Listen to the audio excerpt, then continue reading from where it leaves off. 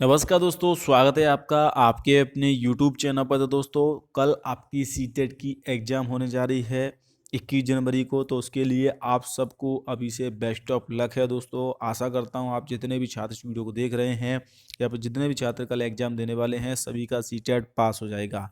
लेकिन दोस्तों, यहाँ पर हम बात करने वाले हैं लास्ट स्ट्रेटजी आपकी क्या होनी चाहिए, आपको किस प्रकार से पेपर हल करना चाहिए। काफ़ी सारे स्टूडेंट को अच्छे से तैयारी नहीं की होती है, सिर्फ एग्जाम देने जाते हैं। तो उनको इस वीडियो में बताऊंगा कि आप तुक्का कैसे लगा सकते हैं, लेकिन उसके लिए भी आपको यहाँ पर साइंटिफिक तरीके से मैं बताऊंगा कि आप कैसे तुक्का लगा सकते हैं। क्योंकि दोस्तों, जब आप कल पेपर हॉल में पहुंचोगे दोस्तों, तो वहाँ पर आपको पेडोलॉजी के खासकर सवाल इस प्रकार से मिलेंगे दोस्तों, जो काफ़ी लेंथी होंगे। 4-4, 5-5 लाइन के पेपर आपको देखने को मिल जाएंगे। तो आपको क्या स्ट्रेटजी अपनानी है कि आपका जो पेपर है, आपने भले ही कम स्टडी की है, उसके बावजूद भी आप जो प्रश्न आपको दे रखा है उसी में से आप उसका आंसर है वो निकाल सकते हो। जैसे कि मान लीजिए किसी 4 लाइन का या 5 लाइन का पेपर है दोस्तों, जो आपका क्वेश्चन है, तो उसमें आपके जो ऑप्शन हैं उन पर अगर आप गौर करोगे दोस्तों, तो आप ऑप्शन से भी उनको हल कर सकते हो।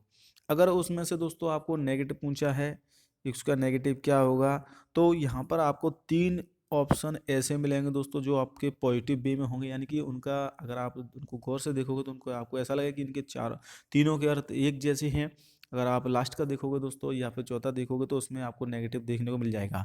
तो अगर प्रश्न में नेगेटिव में के बारे में पूछा है, तो आप ऑप्शन डी आँख मीच कर दीजिएगा, आपका बिल्कुल सही होगा। लेकिन उसके बावजूद भी अगर आपसे उसमें पॉजिटिव पूछा है, तो आपको 3 ऑप्शन एक जैसे लगेंगे। तो वहाँ पर आपको जो सबसे ज़्यादा बेस्ट लगेगा उसी को आपको आंसर मानना है।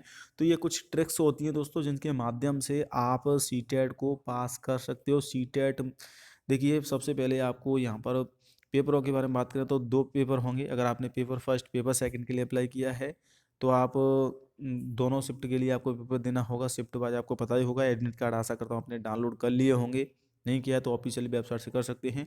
तो देखिए, इसमें 90 अंक तो जनरल कैटेगरी में लाने होते हैं। आपका जो पेपर आता है वो 150 प्रश्न आते हैं, 150 ही अंक का होता है, चाहे वो पेपर फर्स्ट या पेपर सेकंड हो। तो पेपर फर्स्ट तो दोस्तों ज़्यादा टफ नहीं आता है, मीडियम प्रकार का पेपर रहता है, मीडियम से इजी वे में पेपर रहता है। लेकिन पेपर सेकंड थोड़ा सा टफ आता है। तो वहाँ पर आपको पहले कोशिश करनी कि जो आप प्रश्न आते हैं उनको आपको पहले करना है। जैसे कि आपको 150 में से अगर मान लीजिए आपको 70 आते हैं, 80 आते हैं, इतने प्रश्न आते हैं, तो अगर आप इतने हल कर लेती हो, तो उसके बाद आपको जो बाकी के जो प्रश्न बचते हैं, मान लीजिए आपने 90 प्रश्न हल कर लिए हैं जो आपको अच्छे से आते हैं, इसके बाद आपके जो 60 प्रश्न बचते हैं, तो उनमें आप तुक्का भी लगा सकते हो, या फिर उनमें आप अगर 60 में से 20 भी हल करते हो, तब भी आपका सीटेट पास होने के लिए तो आपको 90 अंक लाने होंगे। ज़्यादा टेंशन नहीं लेना है, क्योंकि सीटेट के अंक नहीं जुड़ते, ये सिर्फ पात्रता एग्जाम होती है। खासकर जनरल कैटेगरी के लिए तो 90 अंक है, बाकी कैटेगरियों के लिए तो 82 पर ही सीटेट पास हो जाता है। पेपर सेकंड की अगर बात करें, तो पेपर सेकंड का जो लेवल रहेगा थोड़ा सा टफ रहेगा, तो उस चीज़ को आपको ध्यान में रखना है। और कोई भी न्यू टॉपिक आपको अब नहीं पढ़ना है, आपने जो पढ़ा है उसी को आपको रिवीजन करके कल सुबह एग्जाम देने चले जाना है। और टाइमिंग का आपको खास तौर पर ध्यान रखना है दोस्तों। 120 नंबर अब आप आसानी से ला सकते हो, अगर आपने जो मैंने आपको तरीके बताए हैं उस प्रकार से पेपर हल करते हो। कभी कभी छात्र क्या करते हैं, जल्दबाजी करते हैं, उनको लगता है कि टाइम नहीं है, और वो बिना प्रश्न पढ़े ही आंसर दे देते हैं। और लास्ट में उनको लगता है कि अभी तो 10 मिनट बचे हुए हैं, फिर बाद में वो उसको ध्यान से पढ़ते हैं, तो उनको लगता है कि इसका मुझे आंसर आता था। तो ये गलती आपको नहीं करनी है। पहले आपको जो प्रश्न आते हैं वो कर लेने हैं। इसके बाद अगर आपको लग रहा है कि इन प्रश्नों पर मुझे डाउट है, तो वहाँ पर आप ऑप्शन से भी उनके आंसर निकाल सकते हो।